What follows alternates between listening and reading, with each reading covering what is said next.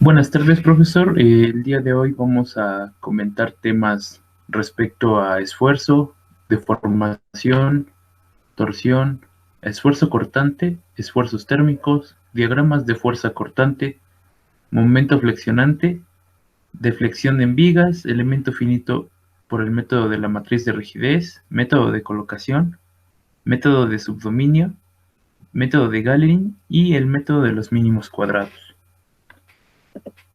Bueno, yo comenzaré explicando la parte de esfuerzo. El esfuerzo es definido como todas las fuerzas internas que se generan dentro de un cuerpo tras ser sometidos a cargas o fuerzas que perturben el mismo. Por ejemplo, en esta imagen podemos ver una barra que es sometida a un estiramiento. Entonces todos los esfuerzos son las pequeñas flechas internas que intentan salir del cuerpo. Está dada por la fórmula de P sobre A, donde P es la carga o fuerza que actúa sobre el cuerpo y A es el área de la superficie sobre la que actúa, mientras que sigma es el esfuerzo.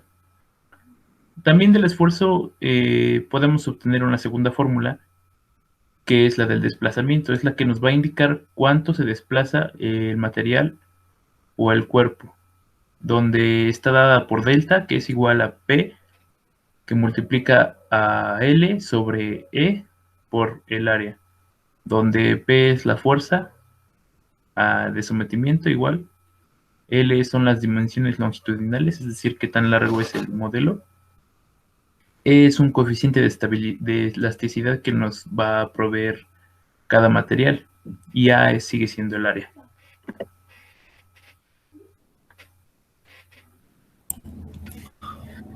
Yo voy a hablar acerca de la deformación. La deformación se refiere al cambio que sufre un cuerpo o cosa tras haberle aplicado una serie de fuerzas como tensión o compresión que producen la variación de su tamaño o forma natural. También hay deformaciones que derivan como consecuencia de los cambios de temperatura, por ejemplo, la dilatación térmica. En física, la deformación es un fenómeno que conlleva a cabo de un cuerpo o cosa, el cual puede ser permanente o reversible. Una deformación permanente es cuando el cuerpo no vuelve a su estado natural. Por el contrario, si se trata de una deformación reversible, el cuerpo vuelve a su estado habitual. Nuevamente yo voy a hablar acerca de la torsión. Este es uno de los esfuerzos también dentro de distintos tipos de esfuerzos, como ya lo dijo mi compañero anterior, y así son distintos tipos de esfuerzos. La torsión es un tipo de esfuerzo. La torsión es aquella fuerza requerida por un material y se presenta cuando se aplica un momento sobre el eje de manera longitudinal en un elemento mecánico o eje mecánico. Puede ser un eje mecánico o otro tipo de material. En estos elementos donde una dimensión predomina sobre las otras dos, aunque es posible encontrarlos en situaciones diversas, como ya lo dije. La torsión se caracteriza geométricamente porque cualquier curva paralela al eje de la pieza, de estar contenido en el plano formado inicialmente, en lugar de eso, lo que va a pasar es que se va a curvar. Esto es más notorio en ejes o en placas, mejor dicho, ya que los ejes paralelos que dije hace un momento serían estos que se ven aquí, las aristas. Al hacerle torsión, un esfuerzo de torsión, lo que va a pasar es que se van a curvar, como se nota en la imagen. Podemos obtener de la torsión distintas variables, como es el esfuerzo cortante máximo, que está dado por T, por el radio, sobre el momento polar de inercia que está dado por J, donde T es el módulo de rigidez del material, R el radio y J el momento polar de inercia.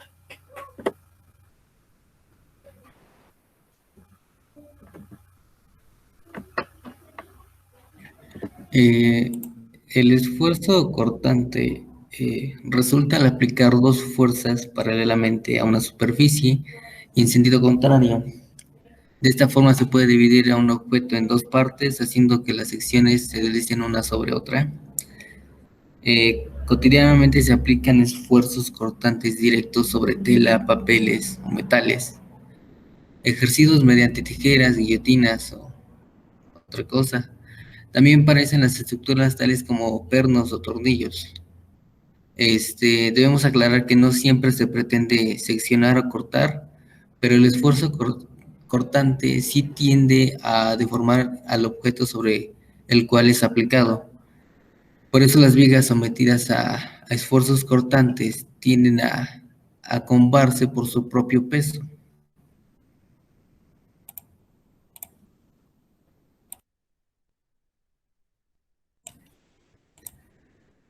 Eh, este,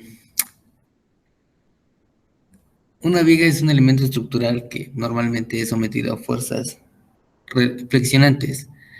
Este, los diagramas de fuerza cortante y momento flexionante nos ayudan a predimensionar las vigas, pero un dato más interesante aún es que nos ayudan a establecer cuál es el acero necesario que se necesita para cada tramo de la viga, ya que varía dependiendo de la demanda de cargas.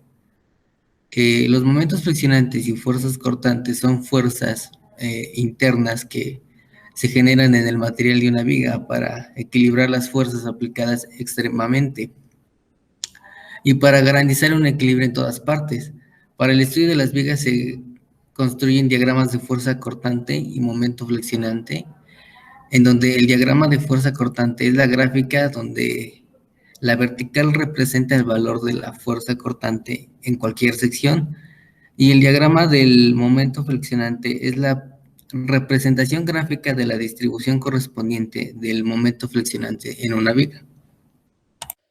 Bueno, un esfuerzo térmico es el esfuerzo de tensión o compresión que se produce en un material que sufre una dilatación o contracción térmica, como por ejemplo, la temperatura puede ocasionar que un material cambie sus dimensiones, como por ejemplo si la temperatura es demasiadamente alto, genera que el material se dilate, mientras que si la temperatura es demasiadamente baja, el material se contrae. Bueno, una fórmula general sería St es igual a A por T por L, donde A es el coeficiente de dilatación térmica, que también puede ser utilizado en las unidades que miden deformaciones unitarias, como por ejemplo de temperatura, sería 1 sobre F. T es el cambio algebraico en la temperatura de ranura del miembro de la estructura. L sería la longitud original del miembro y ST sería el cambio algebraico de la longitud del miembro. Bueno, en los momentos flexionantes es cuando generalmente se aplica un par de fuerzas sobre algún elemento, como por ejemplo puede ser en una viga o en una losa. Esto produce una flexión en el mismo elemento y puede ser que la flexión sea negativa o tanto como positiva. Bueno, el momento del flector se denomina como momento del flector al momento de fuerza resultante de una distribución de tensiones sobre una sección transversal de un prisma mecánico flexionado o una placa que es perpendicular al eje longitudinal a lo largo del que se produce la flexión. Bueno, en deflexión en vigas se entiende como deflexión en vigas aquella deformación que sufre un elemento por el efecto de las flexiones internas. Para determinar la flexión en vigas se aplican las leyes que relacionan las fuerzas y desplazamientos utilizando dos tipos de métodos de cálculo, los geométricos y los de energía. Métodos geométricos son los que aplican directamente ecuaciones de equilibrio, ecuaciones de compatibilidad y leyes del material elástico lineal.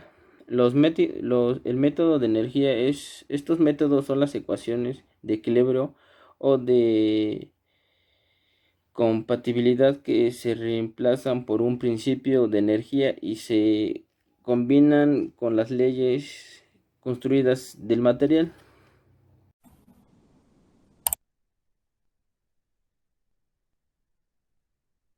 No haga ruido. El método de la matriz de la rigidez es un método de cálculo enfocado al comportamiento de estructuras elásticas y lineales. Es un método que se basa en matrices que, como bien se sabe, estima los componentes y la rigidez para resolver fuerzas o desplazamientos mediante un ordenador. El procedimiento es el siguiente. Primero se crea una matriz de rigidez elemental donde establecemos condiciones como articulaciones, nudos, barras rectas o curvadas y demás. A partir de un conjunto de matrices obtendremos los acoplamientos. El segundo paso es obtener la matriz de rigidez global que relaciona los desplazamientos de los nudos con las fuerzas equivalentes sobre los mismos. Y finalmente se crea un vector de fuerza nodal que se obtiene a partir de las fuerzas aplicadas sobre cada barra.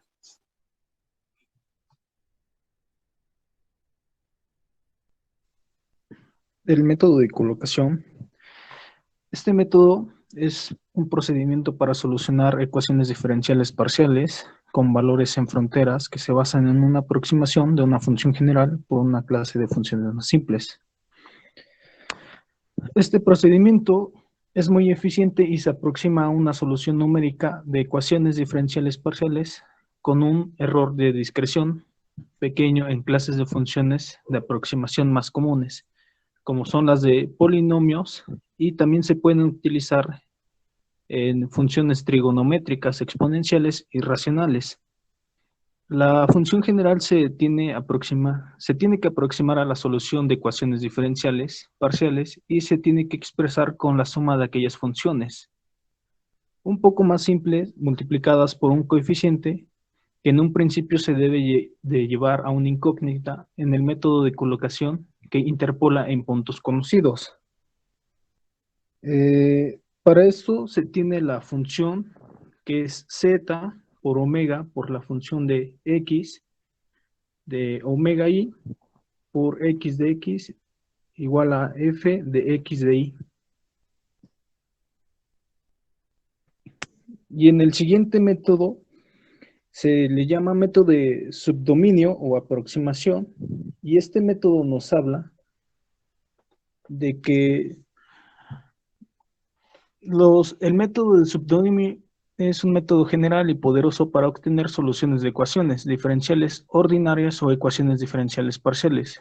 Muchos de estos métodos se basan en números basados en un método general de residuos pesados, y como vemos en la siguiente ecuación diferencial parcial se muestra que L de U menos pi es igual a 0 en el dominio de omega, en donde L es el operador diferencial parcial que cuando se aplica una función escalar, que no es la solución a la ecuación anterior, proporcionando una función apenas coincide de la frontera, también se dan en la siguiente función, que es g de u igual a g en la frontera de L, donde g es el operador diferencial parcial en la condición de la frontera, y la mayoría de estos problemas de ingeniería que se formulan con ecuaciones diferenciales ordinarias o ecuaciones diferenciales parciales se pueden resolver en una aproximada o en la función que se aproxime como primeramente como u o a igual a la sumatoria de a y pi por x es igual a p de alfa, donde pi es sigma, término de la función base o función prueba, y este es un coeficiente desconocido en la función base, y n es el orden de la función base utilizada. Estas funciones bases usualmente se proponen de tal forma que satisfagan ciertas condiciones, llamadas las condiciones de admisibilidad, y se relacionan con las condiciones esenciales en la frontera y con requerimientos de continuidad.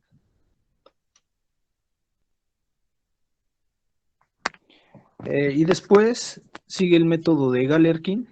Este método toma funciones de pruebas como omega de i, utilizando para la aproximación del campo de funciones como funciones de peso, que es igual a wi igual a bi igual a omega de i, donde i puede ser 1, 2 o 3, sustituyendo la función del peso, y la función del peso se sustituye en la ecuación anterior, que sería R por omega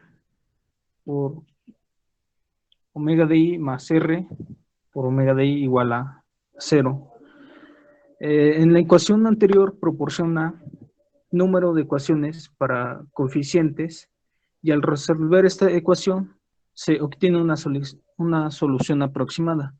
El método de Galerkin tiene algunas ventajas. Primeramente, el sistema de ecuaciones obteniendo como ese método es generalmente simétrico y además, en muchos casos, el método proporciona las mismas formulaciones obtenidas con principios energéticos, por lo que tiene fundamentos físicos. Por lo anterior, el método de Galerkin se considera como el método más efectivo para los residuos pesados y el más usado en métodos numéricos. El método de los mínimos cuadrados nos permite adaptar una línea recta, que no siempre va a ser recta, pero sí con la calidad de que sea estable y que se ajuste a una línea de datos y observaciones tomadas y denotadas por variables X y Y. El objetivo de esta metodología es crear una función continua, encontrar valores que al elevarse al cuadrado minimizan los errores. Como conclusión, este método permite calcular una recta que mejor se aproxime a los puntos del plano con los ya obtenidos, permitiendo ver diferencias entre valores reales y estimados que nos permite tener esta recta. Por ejemplo, aquí hay un pequeño ejemplo. Se juntaron ciertos datos en el eje X, otros en el eje Y, y aquí se realiza una serie de pasos. Lo primero es hacer una tabulación donde obtenemos los valores de X por Y.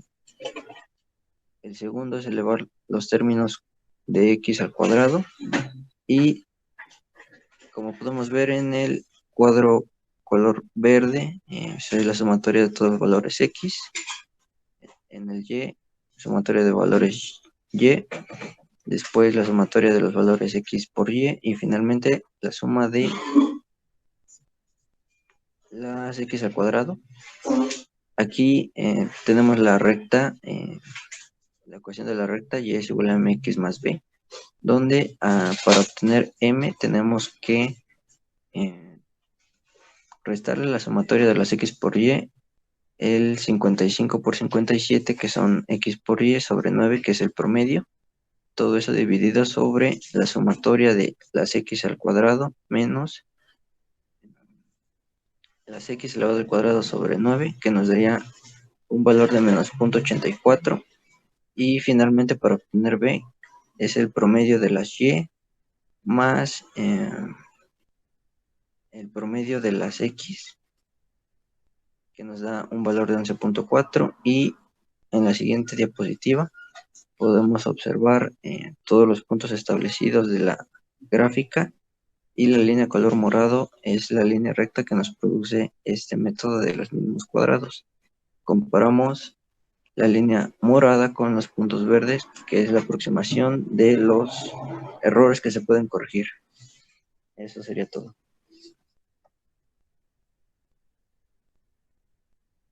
Bueno, profesor, muchas gracias por la atención prestada y nosotros nos despedimos con esto. Hasta luego.